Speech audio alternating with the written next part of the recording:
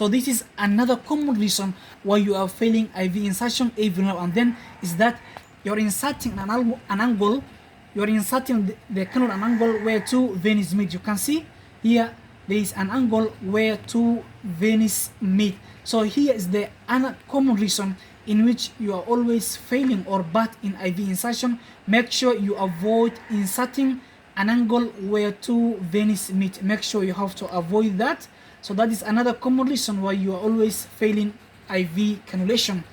Okay, another common reason why you're always failing IV cannulation is that not measuring the length of the vein and the length of the cannula. This is because make sure you have to measure the length of the vein and the length of the cannula, because for instances you're inserting the cannula in this area and the vein is very short, because the needle can pass an angle or a length where the vein is not there, therefore causing breakage or swelling of the vein. That is another common reason why you're always bad in IV cannulation.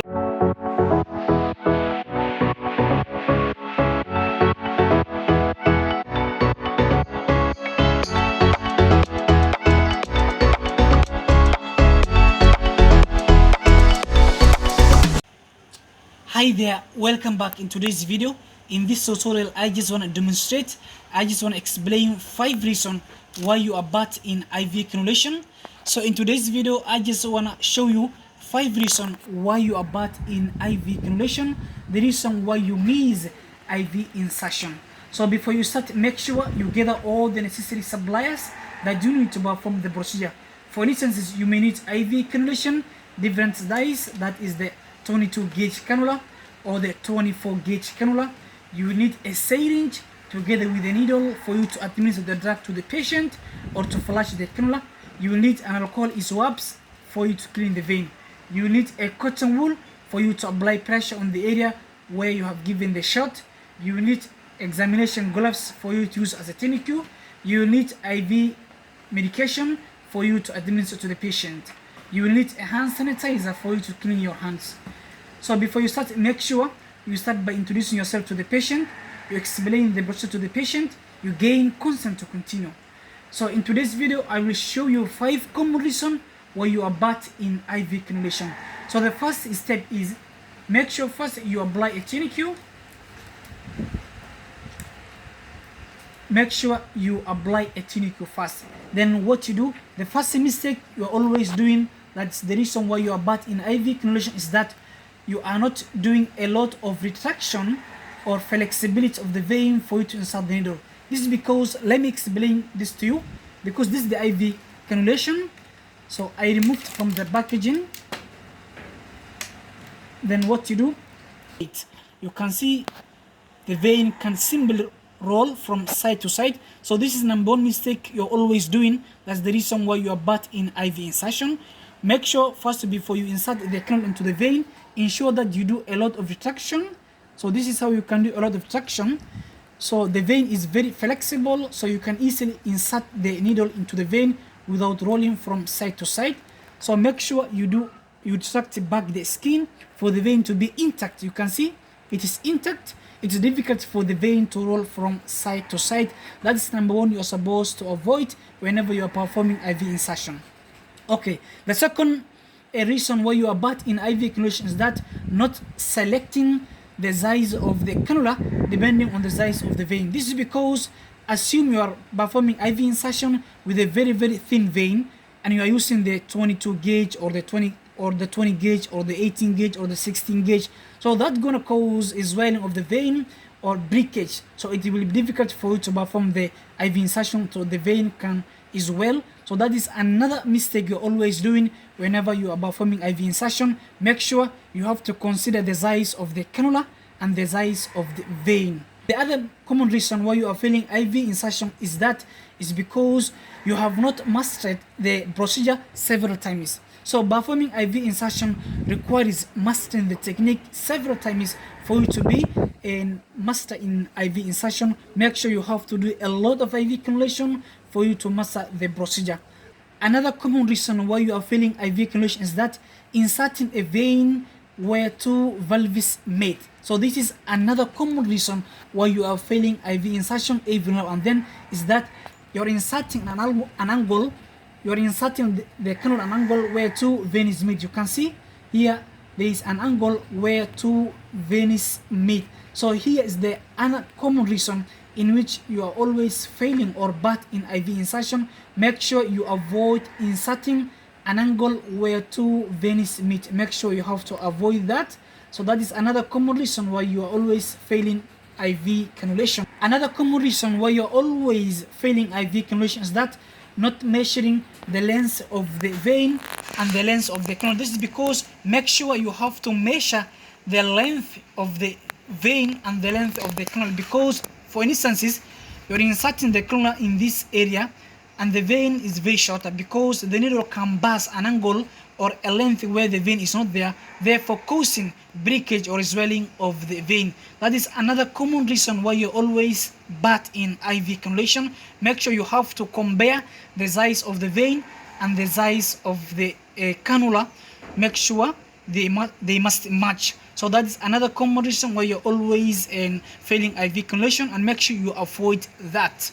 Okay, another mistake you're always bad in IV cannulation is that when you insert the cannula deep into the vein, you are not pulling back the needle for you to see a secondary flashback, because sometimes you may get the cannulation, but still the cannula can go wrong after some while, because maybe the length of the vein or the size of the vein or maybe any other mistakes. So make sure first when you insert the cannula into the vein, you pull back the needle so that you experience a secondary flashback if the cannula is well secured. That is another common reason why you're always bad in IV insertion.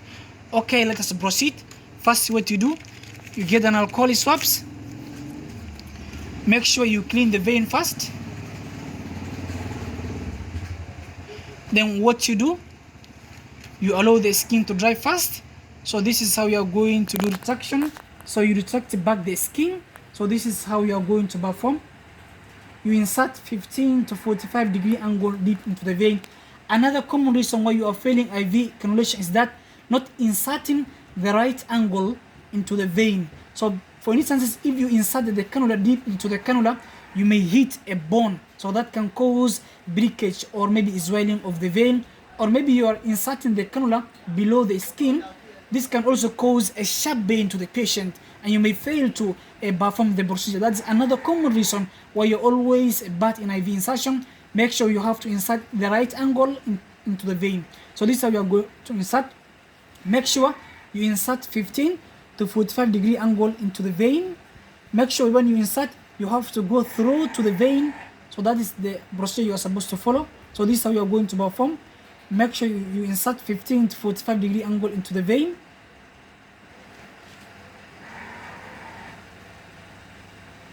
I hope you can see there is a primary flashback in the jump of the cannula. What you do, make sure you have to pull back the needle for you to see a secondary flashback. Then what you do, you advance the cannula deep into the vein. You release the tunicule. Then what you do, you remove the cap of the cannula. Then what you do, you have to apply pressure on the tip of the vein to avoid blood oozing outside the cannula. Then you completely remove the needle from the cannula. Then you dispose of the needle. Then you cap the cannula. Then now you start dressing the cannula. You get the adhesive tape. Make sure you dress the cannula first.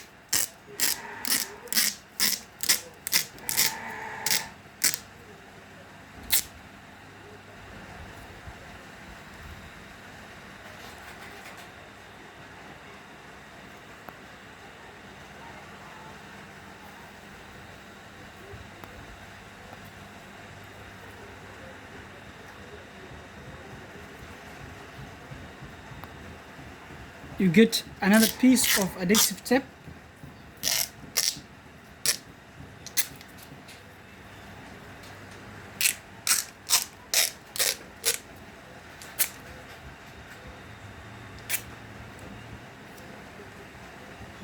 So this is how you're going to dress and secure the cannula.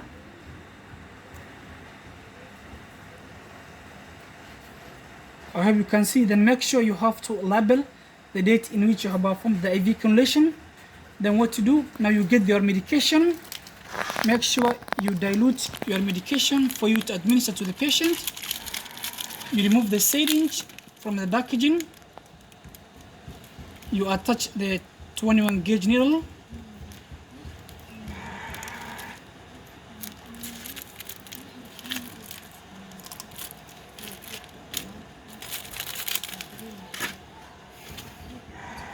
Then what to do, you get the medication. Make sure you have to check the name of the drug.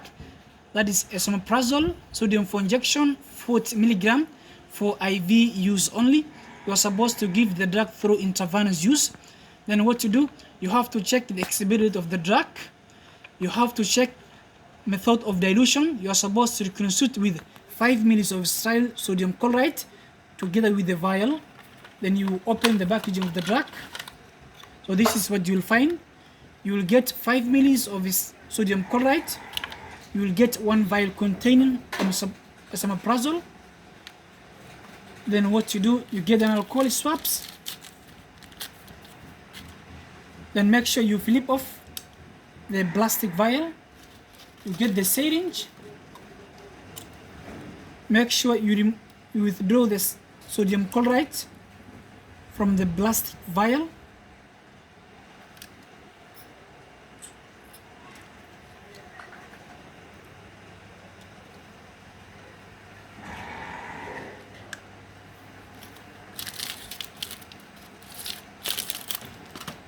Then you flip off, open the vial. You clean with an alcohol swabs. Then you allow it to dry for some time. You get the sodium chloride. Make sure you have to incorporate the sodium chloride into the vial for you to dilute the drug. Make sure you shake the vial gently for the drug to dissolve.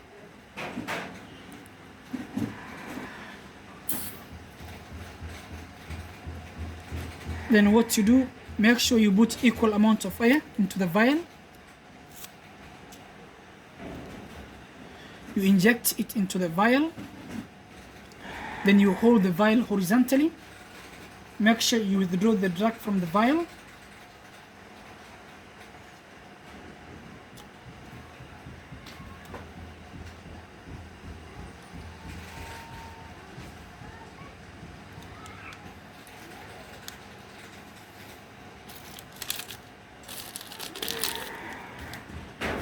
Then what you do, you get an alcohol swabs. You clean the opening of the cannula before you start the drug. Make sure first you open the alcohol swabs. You apply pressure on the tip of the vein. You remove the cap of the cannula. Then you clean the opening of the cannula with an alcohol swabs. Then you get the drug. You remove the cap of the needle. Then you insert the syringe into the cannula. You can reassure if the cannula is working. Then you administer the drug slowly to the patient. When you finish, make sure you apply pressure on the tip of the vein. You remove the syringe from the cannula. Then you dispose it into the sharp spin. Then you have to cap the cannula. So this is how you are going to perform IV insertion the correct way. I hope you find the video very helpful. So please don't forget to subscribe, like and share, and give your comment to this video. Thanks for watching. See you in the next video.